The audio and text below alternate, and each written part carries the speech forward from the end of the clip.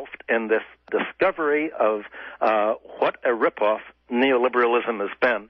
And at some point, that's going to spread to the rest of Europe, that is now going insolvent, because its banks actually played a role in all of this, and it's going to spread to the United States when we go through here exactly what the post-communist countries are going about.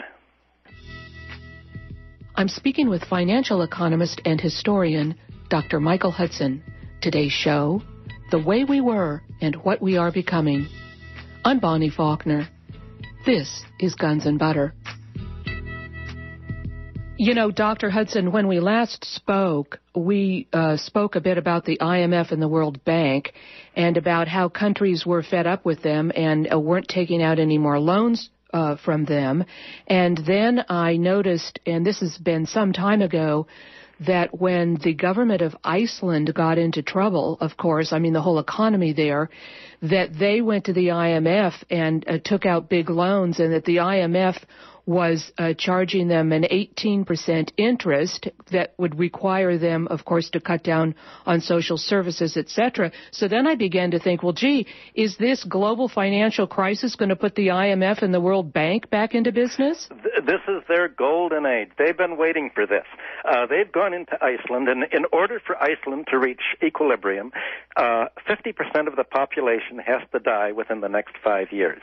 Unless they die, unless you can increase disease, suicide, and immigration very rapidly, there will not be equilibrium. One of my best friends has gone to Iceland, who is Icelandic himself, has gone in to try to talk them out of this. But Icelanders have been told, will you please commit suicide in order to achieve financial equilibrium to pay the neoliberal bankers who pushed you into debt? And Iceland said, yes, we will commit suicide. We want to be good citizens. This is collective insanity.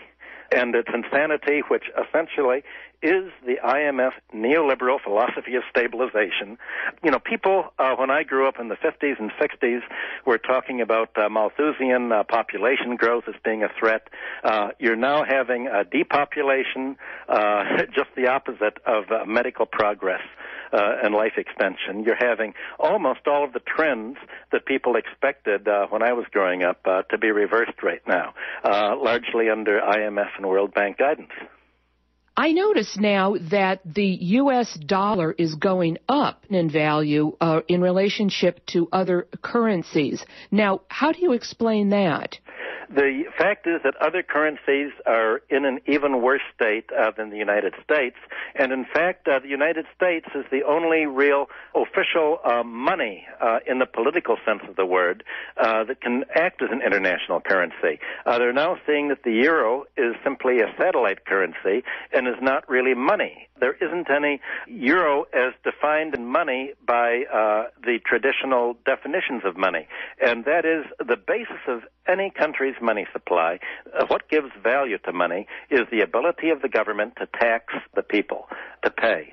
The United States is able to do that because we have a democratic system underlying our money supply, at least nominally. Europe doesn't have this. You know that the American Revolution was fought on the principle of no taxation without representation. You can't levy taxes without there being a parliament. Well, in this country, we have Congress and the Senate able to commit the country to pay its debts, and the value of money is its use to be paid in taxes. So people want to hold U.S. dollars because they have to pay taxes, basically, to the U.S. government. Europe doesn't have anything like that. Europe doesn't have a national parliament that can levy taxes. You have in Europe every individual country able to run up debts, but you don't have any European-wide debt, so there's no euro debt issued by the European community. That's why right now people are saying, well, gee, Greece is part of the euro, Spain is part of the euro. Are they going to have to depreciate their currencies because the euro may fall apart? And the euro really is sort of a mixture. It's sort of a currency union, but not an independent currency itself. So that the euro really can't serve as a vehicle for world central banks to hold their international reserves in, like they can hold in the form of the dollar. It's sort of a fictitious currency, and it was organized that way essentially because Europe began in the 1950s as a product of socialist idealism and anti-war idealism. The idea was for European integration, starting with the Schuman Plan for the European coal and steel community in 1952, followed by the Common Market in 1957, essentially to integrate Germany, France, the neighboring countries, the 7 countries, so that they would never again have military hostilities on continental Europe. Well, at that time, this was a social democratic policy, and you had all of the European countries, England, like America, also having progressive taxation. What you have today is just the opposite. Since about 1980, you've had European politics dominated by the banks, and the central banks have been made independent of the political process, and they call that democratic. Well, of course, it's not democratic when you make a central bank like the Federal Reserve in this country nominally independent of the political process, because the political process is supposed to be democratic.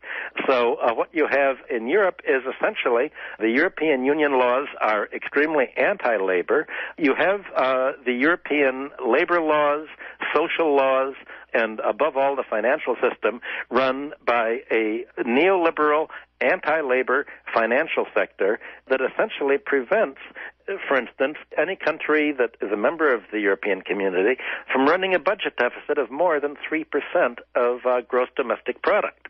Well, you're having in America now, quite properly, the United States run a very large budget deficit. That's what countries do in recession. That's counter-cyclical Keynesian demand. Europe, according to its national laws, cannot run a counter-cyclical policy. It must run an extractive policy to shrink and shrink and shrink.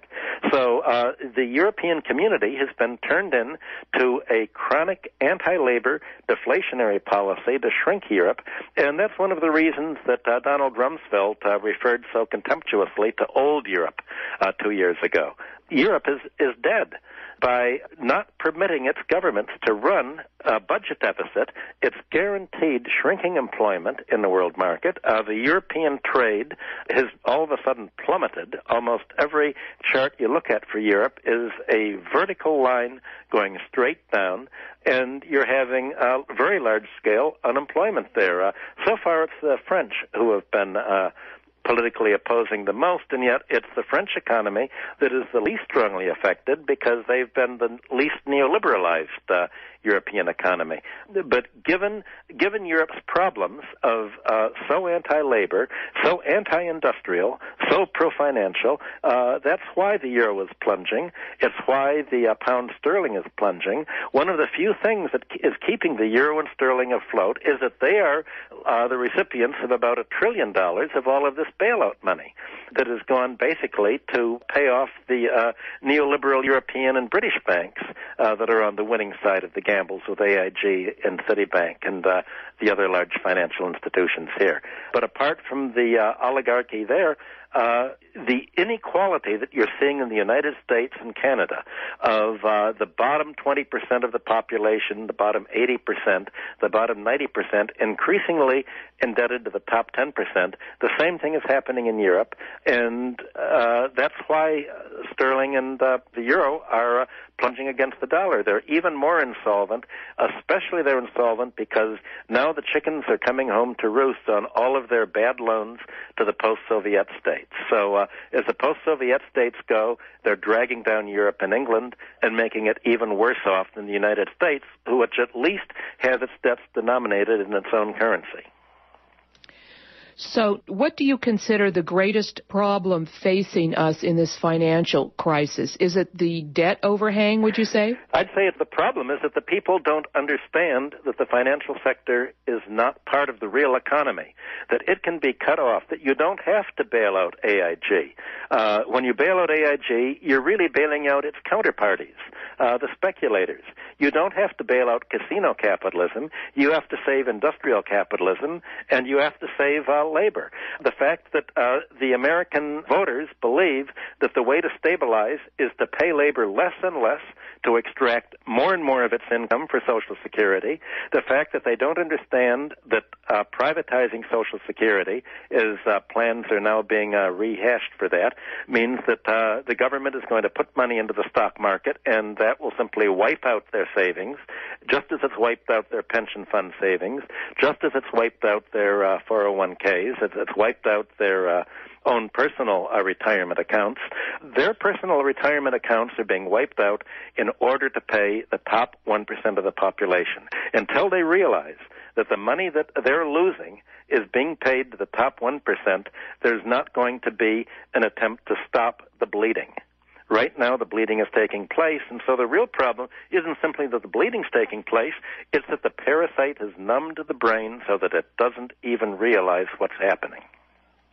Is America a failed economy? Is the shift of planning from governments to the financial oligarchy irreversible? Well, people 50 years ago were talking about speculating whether there was a convergence between the United States and Soviet Russia.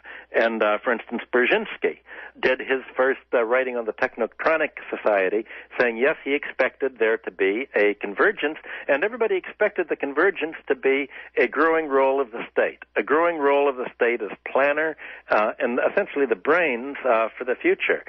It turned out that there is a convergence, but it's along just the opposite lines of neoliberal lines of dismantling the state and turning what was supposed to be the state's job of doing the economic planning and mobilizing the economic surplus for social purposes, above all infrastructure investment. That's all passed into the financial sector. So the planners now of the American economy are not the government, they're the banks and the insurance companies. AIG and the Treasury are doing the planning, and the Treasury is doing the planning with the Federal Reserve on behalf of an extractive financial sector, not on behalf of American labor and American industrialization. So their idea of planning is to extract as much as they can from industry and living standards and give to themselves. And they will do it until there's a counter-pressure. And you're having exactly the same thing happen here that happened in Yeltsin under the kleptocrats, and advised by the American neoliberals, by Summers, by Rubenomics, and by Robert Rubin's protege, Geithner. The people who destroyed the post-Soviet economies are now doing exactly the same thing in America.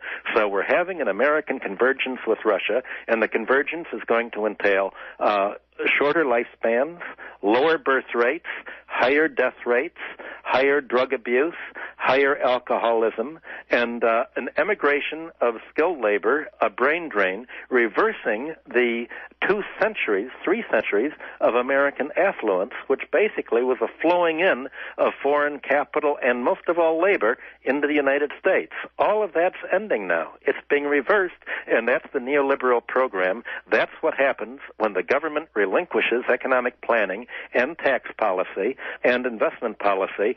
That's what happens when a democracy turns into oligarchy and kleptocracy. I'm speaking with financial economist and historian Dr. Michael Hudson. Today's show, The Way We Were and What We Are Becoming. I'm Bonnie Faulkner. This is Guns and Butter.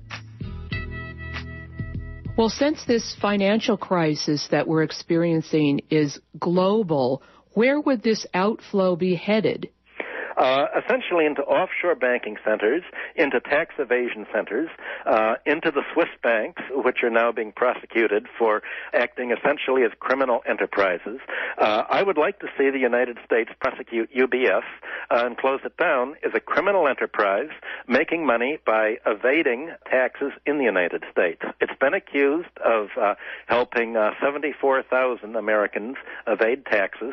Essentially, the Swiss banking system, like the offshore banking system, is an organized criminal enterprise, just as Arthur Andersen was, just as KPMG, the accounting firm, is. Essentially, the money's headed to any economy where the financial sector has replaced governments as the party in control. Much of the money will head out to England, which is reverting very quickly to neo-feudalism. Money may flow to Russia for safety, because Russia is a country where the kleptocrats are thoroughly in control. It can go to money laundering centers. It can go to the small Pacific islands like Nauru. It can go to